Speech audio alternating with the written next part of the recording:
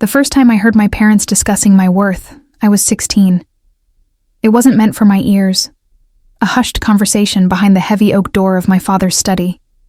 My mother's voice, tense and low. She costs too much. The tutoring, the braces, that school trip to Washington. We can't keep doing this. My father's response was what haunted me. She gives nothing back. An investment with no return. I stood frozen in the hallway, school backpack still slung over one shoulder. The permission slip for the orchestra trip crumpled in my sweating palm. I walked away before they could discover me, and I never mentioned the trip again. Before we flood, drop a comment. Where are you watching this from and what time is it there? I'd love to know how far this story is reaching. That moment planted something inside me. A small, hard seed of knowledge that grew with each passing year. I wasn't a daughter. I was a ledger entry. A financial burden. A drain. By the time I was 25, the evidence had accumulated in 1,000 tiny ways. The way my father's eyes would glaze over when I tried to discuss my literature degree. The tight smile my mother wore whenever I mentioned my struggling writing career. The Christmas when my brother received investment, advice and stock options while I unwrapped a gift card and a self-help book titled Financial Independence for Beginners. We're just being practical, my mother explained when she caught me staring at the book's cover. Your brother understands money. You've always been more creative. She said, creative the way other people might say, contagious. Our family, home, a sprawling colonial revival that had been in my father's family for 3 generations, was where these dynamics played out most clearly. The house was their kingdom, their legacy, their pride. It was also the stage where I performed, the role of perpetual disappointment. Lisa, please don't touch the thermostat, my father would say, not looking up from his newspaper. You have no idea what heating this place costs. Lisa, those antique doorknobs aren't toys, my mother would scold, though I was 30 by then, and simply entering a room. During family gatherings, I became expert at disappearing. I'd help in the kitchen, wash dishes, take out trash, anything to avoid the conversations that always seemed to circle back to money, property values, and investments. Topics where my input wasn't just unwelcome, it was presumed impossible. Oh, Lisa wouldn't know about that, my father would interject if I tried to join a discussion about the housing market. Let's talk about something Lisa can participate in, my mother would suggest with manufactured kindness, as if translating for a foreigner who couldn't grasp the language of wealth. I moved out at 23, into a small apartment 30 minutes away. Close enough to visit, far enough to breathe.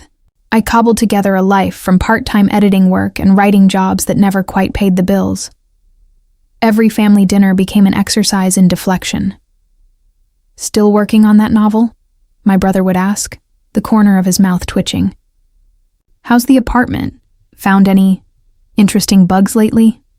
My father would chuckle, referencing the one time I'd mentioned a spider problem. My mother was subtler, deadlier. I saved some coupons for you, she'd say, sliding them across the table as if offering contraband. For that discount grocery store near your place. I'd smile. I'd nod. I'd fold the coupons into my purse with steady hands while something inside me crumbled a little more. Then came the year everything changed. My 32nd birthday arrived with the usual perfunctory celebration. A dinner where the conversation revolved around my brother's recent promotion and my parents' cruise plans. My gift was a blender, because eating out is such a waste of money, Lisa. That night, as I loaded the blender into my car, a 15-year-old Honda that had been my grandmother's, my father followed me outside. You know, he said, leaning against my car door, preventing me from opening it. Your mother and I have been thinking. This house, it's becoming a lot for us to manage. I nodded, unsure where this was going. We're considering downsizing, selling this place, getting something more practical. Oh, I said, feeling a strange pang. Despite everything, this house held my childhood. The window seat where I'd read hundreds of books. The creaky third stair I'd always skipped. The maple tree I'd watched grow from a sapling. We'd need to clear out a lot before listing it. Those boxes in the attic, your old school things, whatever else you've left behind, you should come get them soon. There was no question in his tone, no room for discussion. Just a directive.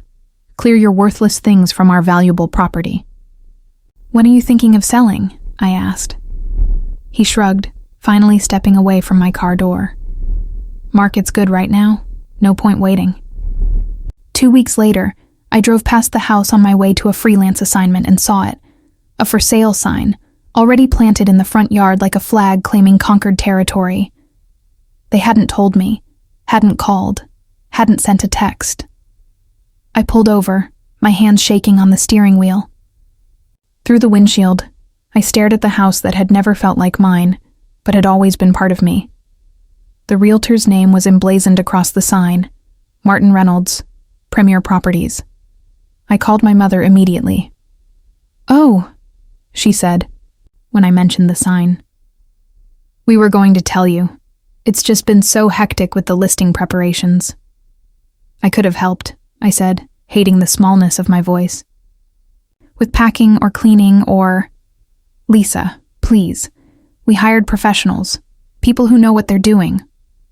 The dismissal in her tone was so familiar, it almost didn't sting. Almost. "What about my things in the attic?" Dad said, "We boxed everything up for you. It's in the garage. You can pick it up whenever. Just call first so we can make sure we're home."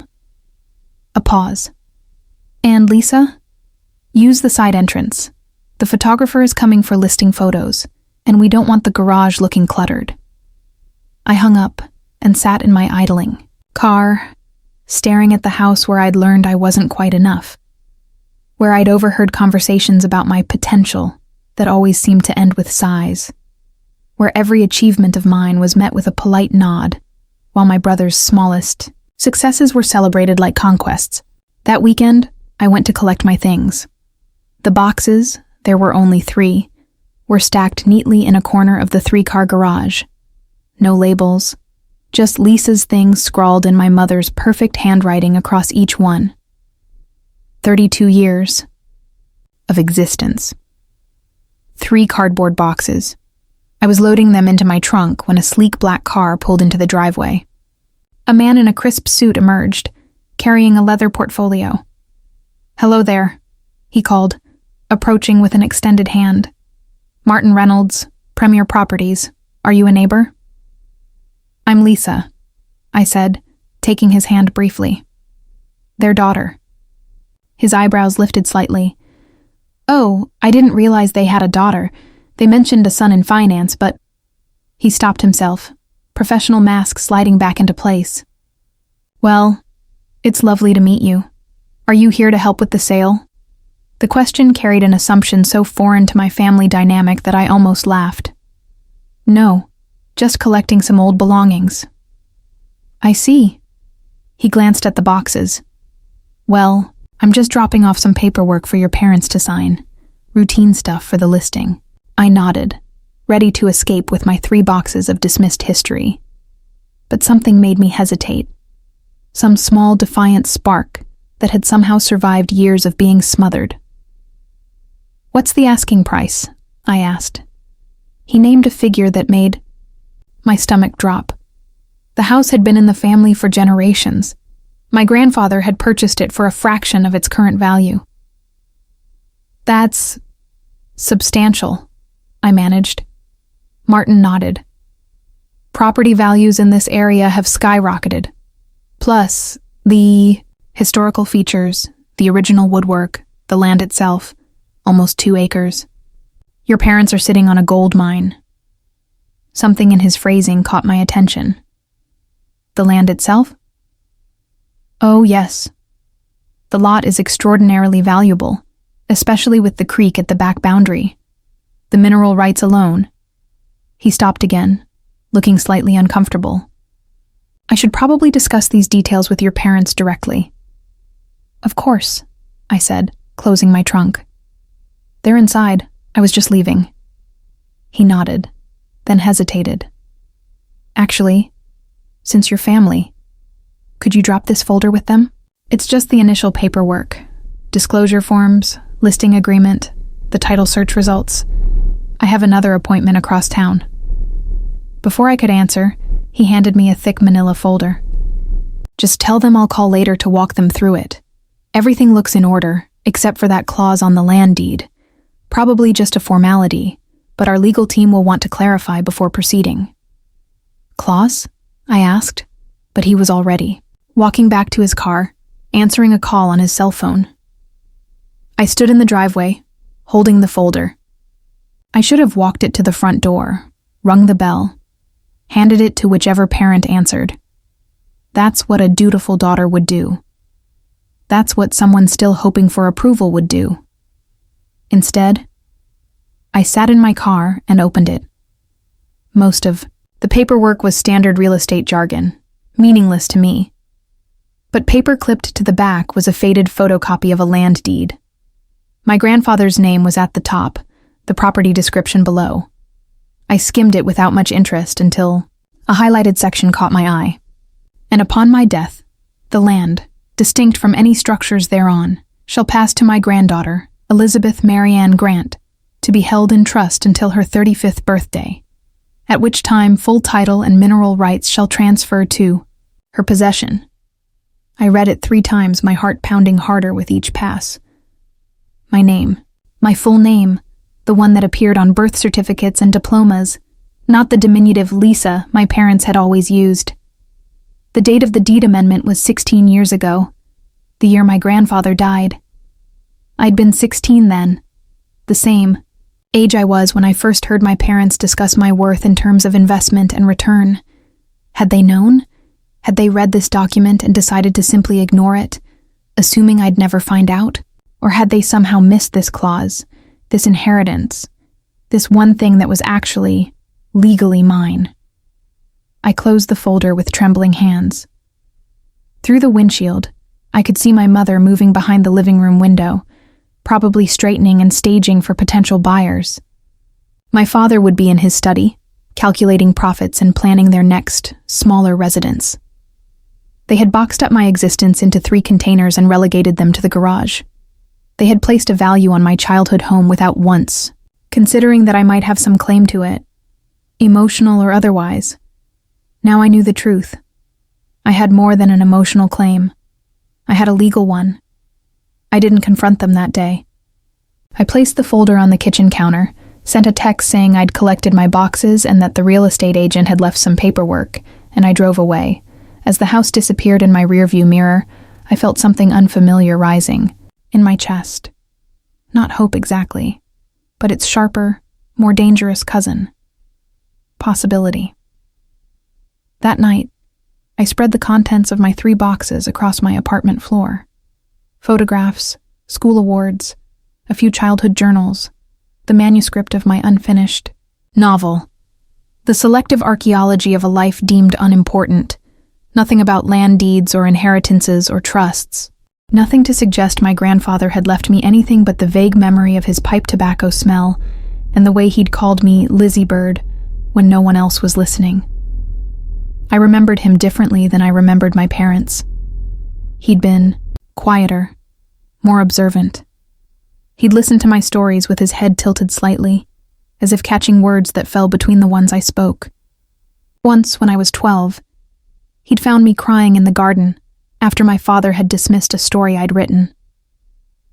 Some people can only value what they understand, he'd said, sitting beside me on the stone bench. And some people understand very little. At the time, I'd thought he was simply offering comfort. Now I wondered if he'd been trying to tell me something more. The next morning, I called in sick to my editing job and drove to the county records office. The clerk was surprisingly helpful once I explained what I was looking for. Public records, she reminded me, were public, for a reason. What I found confirmed what the real estate agent's folder had revealed, but with more detail. My grandfather had amended his will and the property deed a month before he died. The house itself had gone to my father, his only son, but the land, the nearly 2 acres it sat on, including the creek at the boundary and, more significantly, the mineral rights to everything beneath, had been placed in a trust for me to be fully transferred on my 35th birthday. I was 32, 3 years away from full ownership. The trust had a caretaker, my parents, who could make decisions about the property until the transfer date, but couldn't sell without permission from the trust beneficiary, me. I sat in the records office, staring at the documents, trying to process what this meant. My grandfather had given me something of real value, something that couldn't be diminished with a dismissive comment or reduced to a line item on a budget spreadsheet, something that was mine alone. And my parents had either never known, or they'd known and decided it didn't matter, that I wouldn't find out, that I wouldn't understand, that I wouldn't care. I made copies of everything, had them officially stamped, and drove home in a daze. By the time I reached my apartment, my phone showed 6 missed calls, 3 from my mother, 3 from my father. I didn't call back. Not that day or the next. Instead, I did something I'd never done before. I hired a lawyer. Her name was Diana Chen, a property attorney with kind eyes and a no-nonsense attitude. She reviewed the documents spread across her desk, occasionally nodding or making small humming sounds. "It's quite straightforward," she said finally. "Your grandfather set up the trust properly. The land is yours, held until your 35th birthday. Your parents are trustees only, not owners of the land itself." "Can they sell the house?" I asked. "The house, yes, but not the land it sits on, not without your signed consent." She leaned back in her chair, which presents an interesting dilemma for potential buyers. I thought about it. Who would buy a house they can't own the land beneath? Exactly. She smiled, and for the first time in days, I smiled too. "What should I do?" I asked.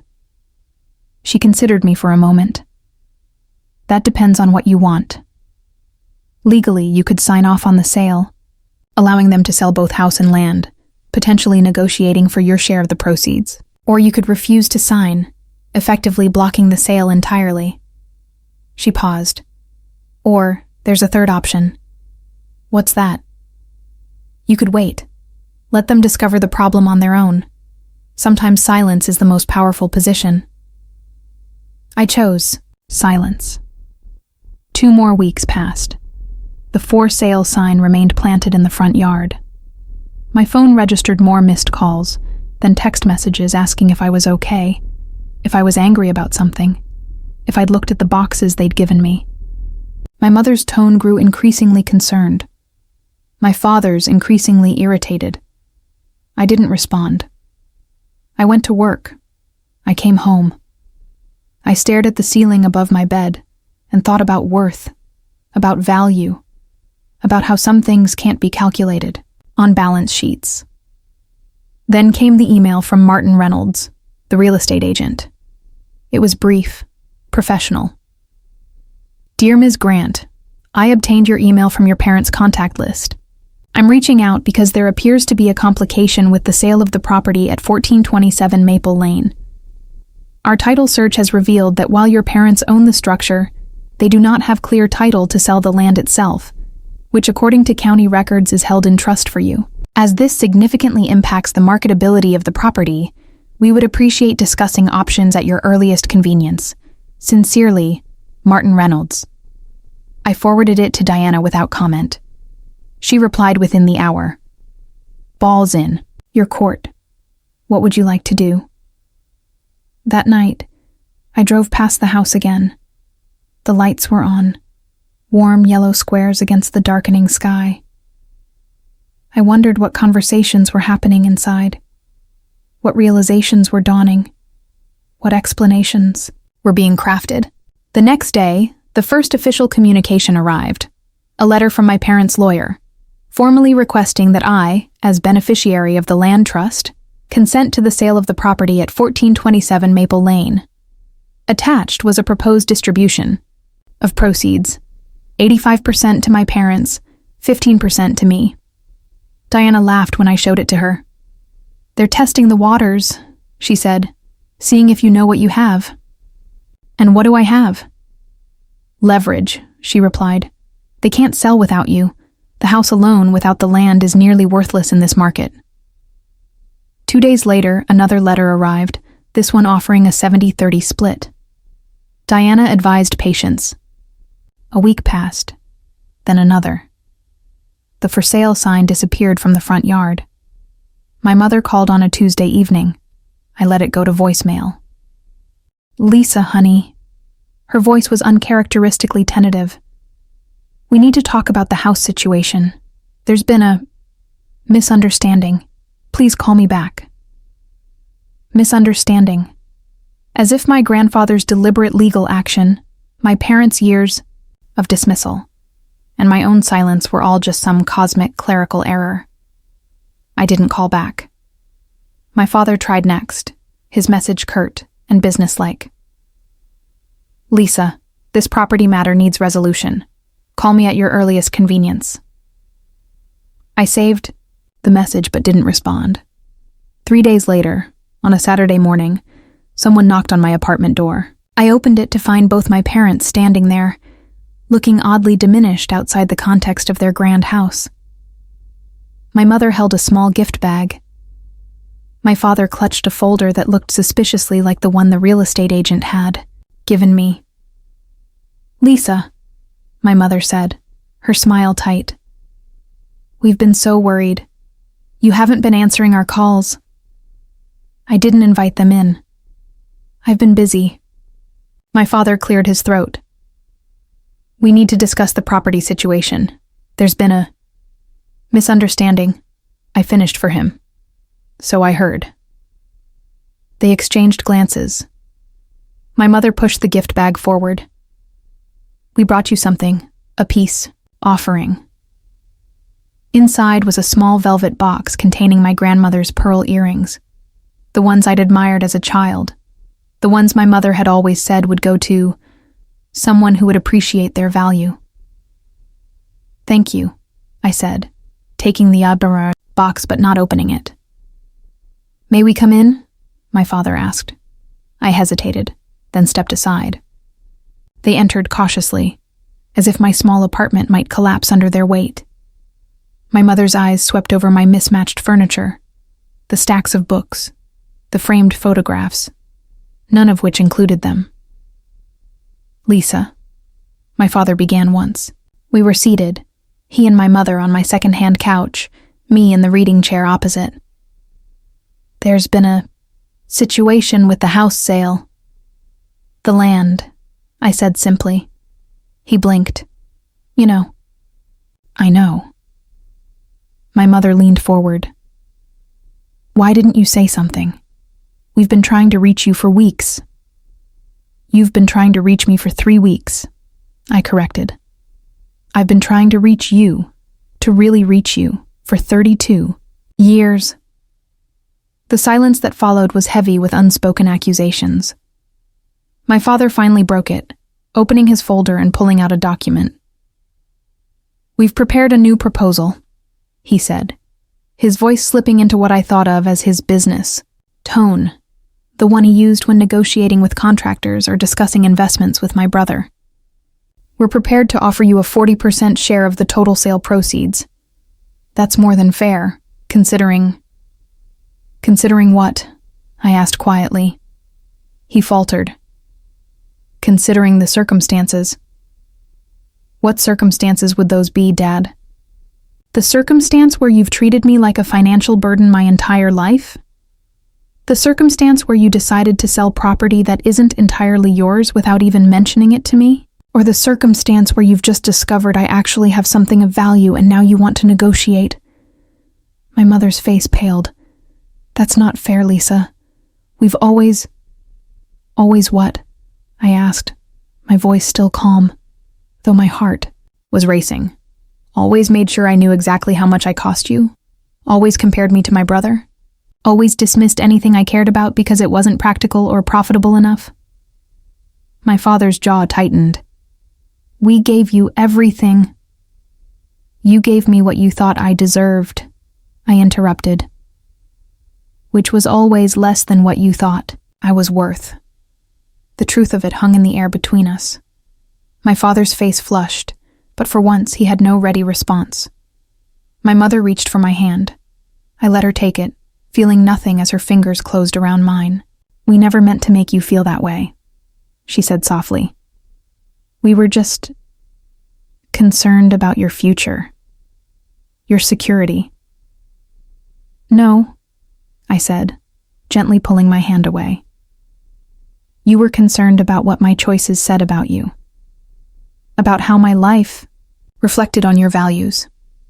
My father stood abruptly. This isn't productive. We came here to discuss the property matter. Now that we know you're aware of the situation, we need to come to an arrangement. I looked up at him. This man who had measured my worth in dollars and found me wanting. I've already spoken with a lawyer, I said. I know exactly what my rights are. His expression hardened. And what is it you want? Money? Is that it? You want to punish us by holding this over our heads? For the first time, I felt something like pity for him. He still didn't understand. After all these years, he still couldn't see. I don't want to punish you, I said. I just want you to see me, to acknowledge that I have value beyond what you think I'm worth. My mother was crying now, silent tears tracking down her cheeks. My father stood rigid, his hands clenched at his sides. What are your terms? He asked finally, his voice clipped. I had thought about this question for weeks, turned it over in my mind during sleepless nights and long drives. What did I actually want? Revenge? Justice? Recognition? I want 3 things, I said calmly. First, I want you to read my novel manuscript, all of it, the one you've been dismissing for years without ever looking at a single page. My father's brow furrowed in confusion. Your novel? Yes, the one in the box you packed up, the only thing in that box that actually mattered to me. He glanced at my mother, who looked equally bewildered. Second, I continued, I want you to stop comparing me to David. My brother's name felt strange in my mouth. I so rarely spoke of him directly. I'm never going to be him. I'm never going to value what he values, or live how he lives. And that doesn't make me less. My mother nodded, wiping at her tears. And third? My father asked stiffly. Third, I said, I want the truth. Did you know about grandfather's trust? Did you know the land was mine? The question hung between us like a physical thing.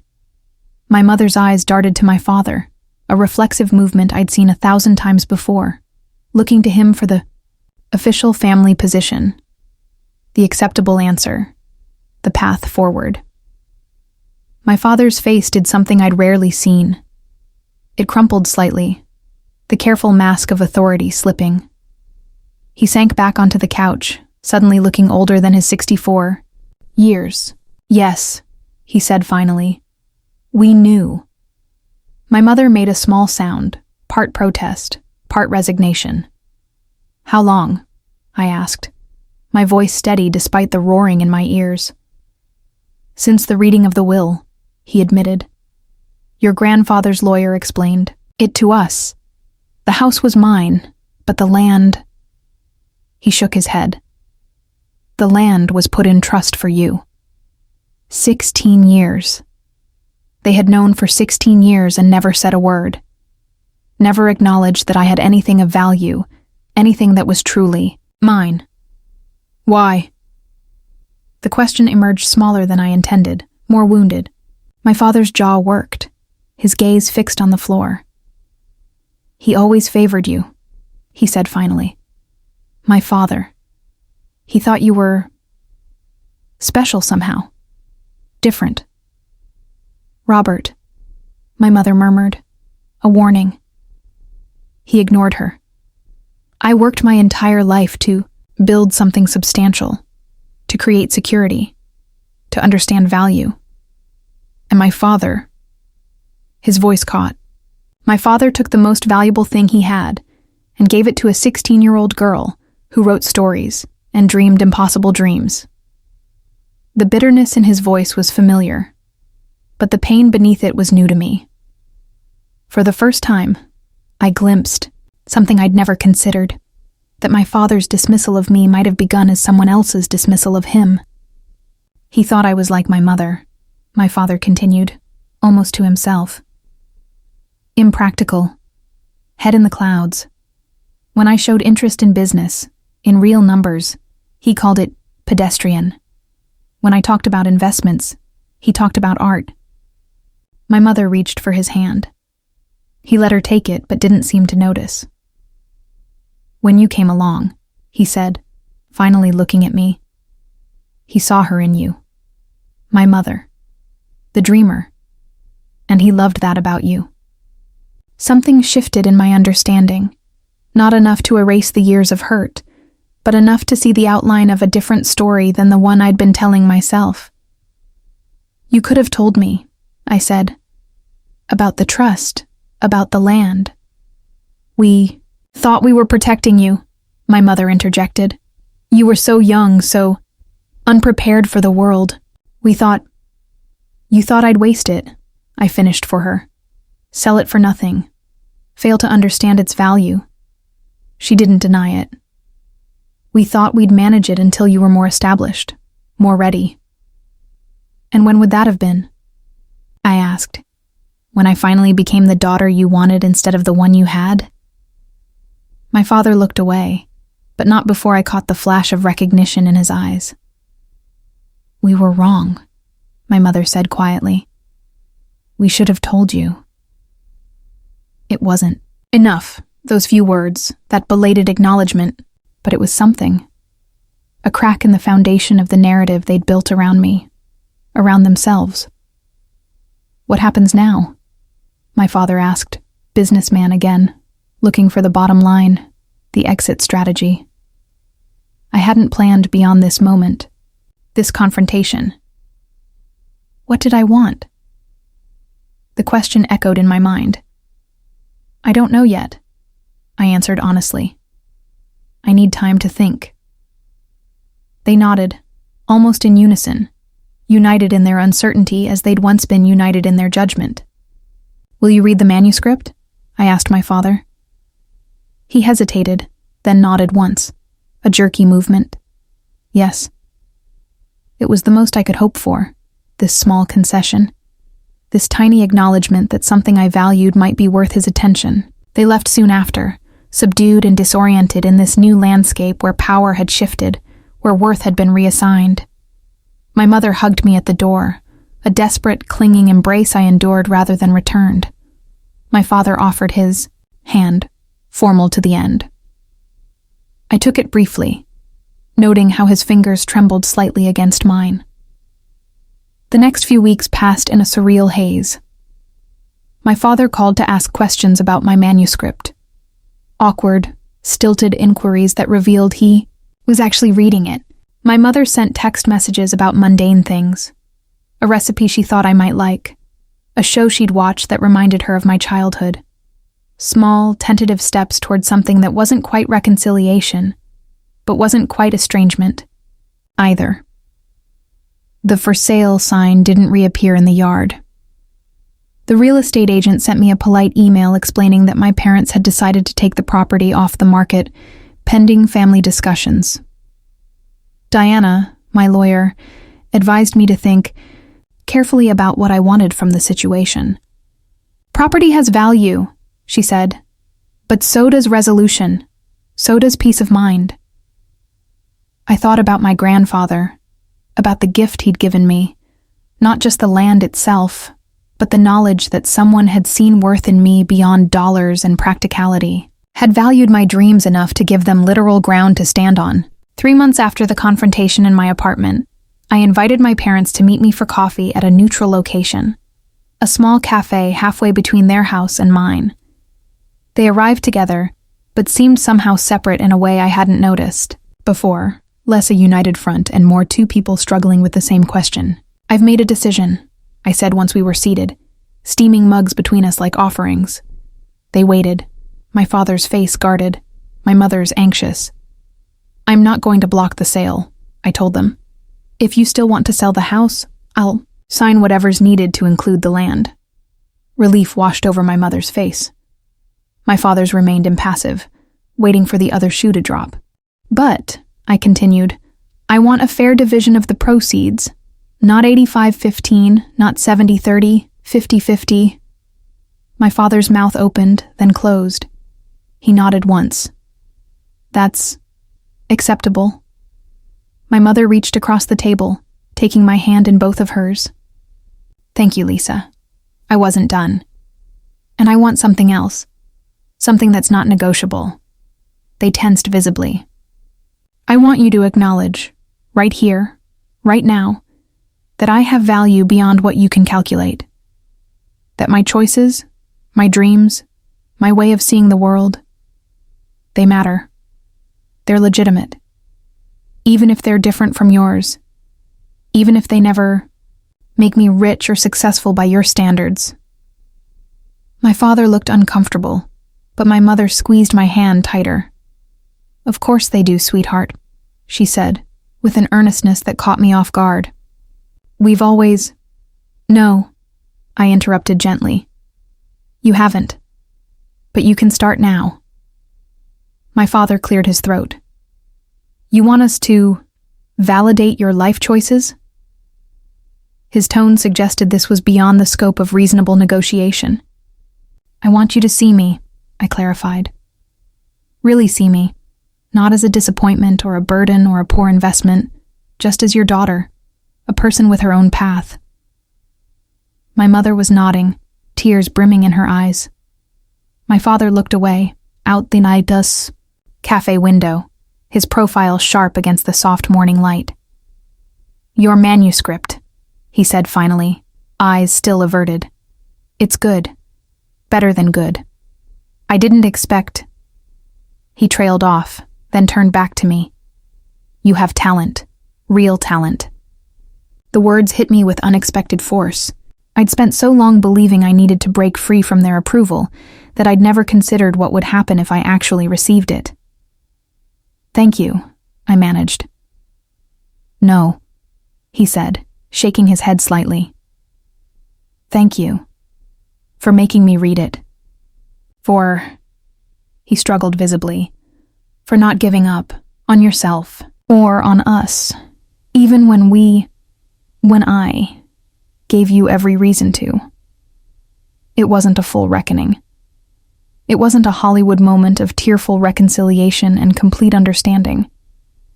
It was messier, more tentative, fraught with the ghosts of old hurts and the uncertainty of new terrain. But it was a beginning. The house sold 2 months later for slightly more than the original asking price. I signed the necessary documents, Diana beside me to ensure everything was properly executed. My half of the proceeds went into a dedicated account, not spent immediately, not dismissed as unimportant, but held as evidence of my grandfather's belief in me and my own emerging sense of worth. My parents downsized to a comfortable condominium, closer to the city. I visited them there sometimes, brief, careful visits that were neither entirely comfortable nor entirely strained.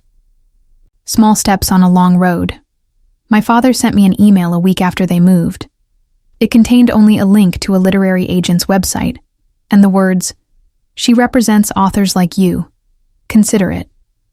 I did consider it, and 6 months later my manuscript, revised, polished, strengthened by newfound confidence, was accepted for representation. On my 33rd birthday, I received 2 cards. My mother's contained a gift certificate to a writing retreat in Vermont. "For your next book," the note said. My father's contained only a handwritten quote. "Some things can't be calculated on balance sheets." It was a line from my novel. He had not only read it, but remembered it. The advance for my book wasn't large, but it was enough to allow me to quit one of my part-time jobs and focus more on writing. When the contract arrived, I signed it at my small kitchen table, then drove to the old neighborhood, parking across from where our family home had once stood. The new owners had already made changes: different landscaping, a fresh coat of paint, a swing set visible in the backyard. It was their home now, their story beginning where mine had ended. Or perhaps not ended, but transformed. I thought about worth, about value, about the different ways we measure what matters. I thought about my grandfather, who had seen something in me worth preserving. I thought about my parents, who were learning, stumbling, trying to see me through, new eyes. And I thought about myself, not the girl who'd believed she was nothing because they told her so, but the woman who'd discovered that worth isn't always visible on the surface. Sometimes it's buried deep, like minerals beneath seemingly ordinary land, waiting to be recognized, waiting to be claimed. As I drove away, I caught a final glimpse of the house in my rearview mirror. The same view I'd had months earlier, when I'd driven away with 3 boxes of dismissed history and no idea of what lay beneath the surface of my life. They had claimed I had nothing.